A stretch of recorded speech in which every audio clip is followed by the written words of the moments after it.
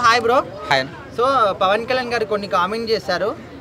మన దేశంలో ఉంటూ ఎవరైతే పాకిస్తాన్కి సపోర్ట్గా మాట్లాడుతున్నారో వాళ్ళందరూ కూడా అక్కడికే వెళ్ళిపోయిన విధంగా కొన్ని కామెంట్ చేశారు. సో దానికి మీరు సపోర్ట్ చేస్తారా? దానికి నేను ఇప్పట్లో అంటే ఇంతకుముందుకు అటాక్ జరగకముందు అయితే సపోర్ట్ చేసేవాడినేమో. అటాక్ జరిగినాక పాకిస్తాన్ వాళ్ళే చేసామని చెప్పి ఫస్ట్ అన్నారు. దాని తర్వాత ఇప్పుడు హ్యాక్ చేసి మేము చేయలేము, ఇండియా వాళ్ళే హ్యాక్ చేసి అట్లా చేశారని చెప్పి అన్నారు. అది ఎంతవరకు కరెక్టో తెలియదు. బట్ ఇప్పుడు ఏంటంటే పాకిస్తాన్ వాళ్ళు అటు వెళ్ళిపోవడం బెస్ట్ అనుకుంటున్నా. ఎందుకంటే మన వాళ్ళు ఇప్పుడు ఉండి ఇక్కడ ఉండి మన వాళ్ళకి మళ్ళీ అటు లోపల మనకి ఏంటంటే ఇక్కడ టెర్రరిస్ట్ అటాక్స్ అనేవి ఎక్కువ ఉన్నాయి. ఇంకా వాళ్ళ దాంట్లో అసలు నమ్మడానికి లేదు. ఇంతకుముందు కంటే ఏదో నార్మల్గా మనం ఫ్రెండ్లీగా ఉండొచ్చు అనుకునేటోళ్ళం. బట్ ఏంటంటే ఇప్పుడు ఆ టెర్రరిస్ట్ అటాక్ని కూడా సపోర్ట్ చేసుకుంటూ మాట్లాడడం అనేది అసలు చాలా బాధగా అనిపిస్తుంటుంది. ఇప్పట్లో అదేనైతే దానికి పవన్ కళ్యాణ్ అన్నకైతే సపోర్ట్ అయితే చేస్తాను. చాలా మంది మన ఇండియాలో ఉంటూ పాకిస్తాన్కి సపోర్ట్ చేస్తూ మాట్లాడుతున్నారు. సో వాళ్ళని దేశ ద్రోహులు అనుకోవచ్చా? అంటే అంత పెద్దగా అయితే అనలేము. బట్ ఏంటంటే ఆల్మోస్ట్ అంతే, దేశద్రోహులే. ఎందుకంటే అటాక్ అయ్యింది, 26 మెంబర్స్ చనిపోయారు. ప్లస్ చాలా పాకిస్తాన్ వాళ్ళు ఏంటంటే చాలా చేశారు, భారత్కి ఇండైరెక్ట్గా చేశారు. ఇండైరెక్ట్గా అనడం కానీ సైన్స్ కానీ మొత్తం చాలా చేశాడు. వీడియోస్ మాత్రం చాలా వచ్చాయి.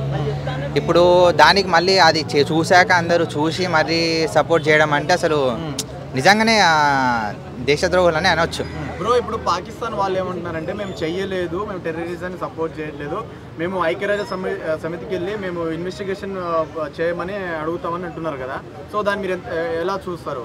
ఒకవేళ ఇన్వెస్టిగేషన్ జరిగితే, ఒకవేళ ఇండియాలో ఏమైనా అవకతవకలు జరిగితే ఎలా చూస్తారు ఇండియాని?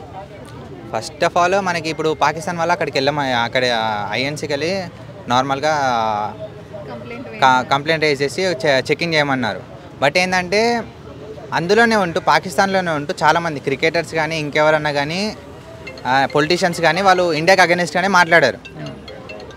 నార్మల్గా చాలా నీచంగా మాట్లాడారు, చెప్పడానికి కాకుండా. మన ఇండియన్ వాళ్ళు ఏ దేశాన్నైనా కూడా మిత్రపక్షంగానే చూస్తారు. కానీ ఇప్పుడు మెయిన్గా పాకిస్తాన్ లాంటి దేశాలు మన మిత్రులు అనుకున్న వాళ్ళ శత్రువులుగానే చూస్తారు. సో ఇప్పుడు ప్రజెంట్ మన ఇండియన్ గవర్నమెంట్ తీసుకున్న నిర్ణయం కరెక్టే అంటారా? ప్రజెంట్ అయితే కరెక్టే, ప్రజెంట్ సిచ్యువేషన్లో కరెక్టే. ఎందుకంటే ఇప్పట్లో మనకి వాటర్ ఉంది కదా, వాటర్ అనేది ఆపేశారు. ఇంతకు ముందుకు వాటర్ అనేది షేరింగ్ ఉండే, వాటర్ షేరింగ్. సో దానికి ఇప్పుడు మళ్ళీ వాళ్ళు చేసేదాన్ని బట్టి మనం ఆపడంలో తప్పేం లేదు. కొంతమంది మెడికల్ థింగ్ ద్వారా కూడా వచ్చిన వాళ్ళు ఉన్నారు, మమ్మల్ని పంపించకండి అని చెప్తున్నారు. కొంతమంది పాకిస్తాన్ వాళ్ళు వచ్చారు, నార్మల్గా కొన్ని స్టడీస్ పర్పస్ కానీ విజిటింగ్ పర్పస్ కానీ వచ్చారు. వాళ్ళు ఏంటంటే ఎక్కువ శాతం మనకి ఢిల్లీలో ఉన్నారు.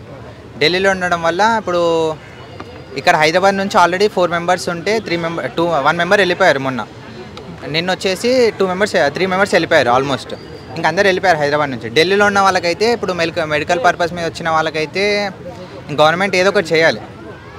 నార్మల్గా అయితే మనము ఏం అనలేము.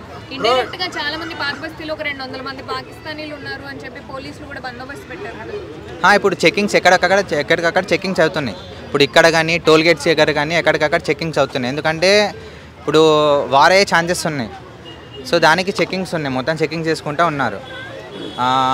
పాత బస్తీలో అంటే ఆల్మోస్ట్ ముస్లిమ్స్ ఉంటారు.